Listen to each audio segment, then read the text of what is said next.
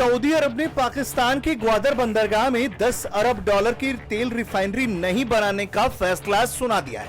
ग्वादर बंदरगाह के बजाय सऊदी अरब कराची में तेल रिफाइनरी बनाने पर अब सोच विचार कर रहा है। ग्वादर बंदरगाह पाकिस्तान में चीन की बेल्ट एंड रोड इनिशिएटिव का सबसे अहम हिस्सा बताया जाता है। हालांकि सऊदी अरब के ग्वादर से निवेश से कदम पीछे खींचने से ये बात तो साबित हो ही गई कि ग्वादर निवेश के हब के तौर पर अपनी अहमियत खोता जा रहा है। यानी कि आने वाले दिनों में चीन और पाकिस्तान को ग्वादर पर मक्खी मारने के दिन भी देखने पड़ सकते हैं। 2 जून को पाकिस्तान के ऊर्जा और तेल मामलों के विशेष सलाहकार ताबिश गौर ने मीडिया को बताया था कि सऊदी अरब ग्वादर में रिफाइनरी का निर्माण नहीं करेगा। सऊदी अरब कराची के नजदीक एक पेट्रोकेमिकल कॉम्प्लेक्स के साथ तेल रिफाइनरी बनाएगा। गौर ने बताया था कि अगले 5 साल में 2 लाख बैरल प्रतिदिन की क्षमता वाली एक अन्य रिफाइनरी भी पाकिस्तान में बन सकती है। जब साल 2019 में सऊदी अरब के क्राउन प्रिंस मोहम्मद बिन सलमान पाकिस्तान के दौरे पर आए थे तो उसी दौरान ये समझौता हुआ था। सऊदी अरब ने फरवरी 2019 में ग्वादर में एक तेल रिफाइनरी और पेट्रोकेमिकल कॉम्प्लेक्स में 10 अरब डॉलर के निवेश के लिए एमओयू पर हस्ताक्षर किए थे। उस वक्त पाकिस्तान का विदेशी मुद्रा भंडार बिल्कुल खत्म होने के कगार पर था।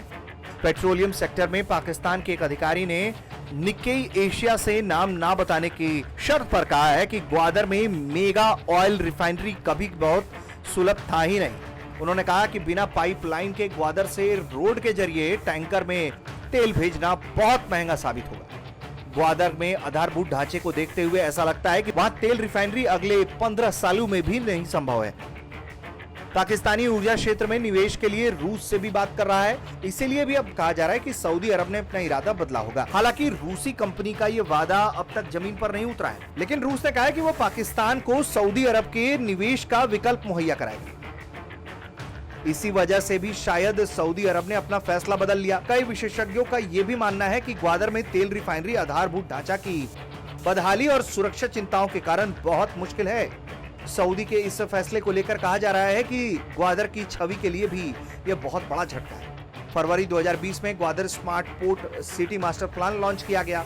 अनुमान लगाया गया कि ग्वादर की अर्थव्यवस्था 2050 तक 30 अरब डॉलर की हो जाएगी और इससे 20 लाख नई नौकरियां पैदा होंगी। स्थानीय अधिकारियों ने ग्वादर को पाकिस्तान का नया सिंगापुर तक कहना शुरू कर दिया था। पाकिस्तान के विशेषज्ञों का मानना है कि सऊदी के फैसले से यह भी स्पष्ट हो जाता है कि चीन और पाकिस्तान की सीपीईसी ये आधारभूत ढांचा के लिए बहुत विकास का काम नहीं कर पाया है।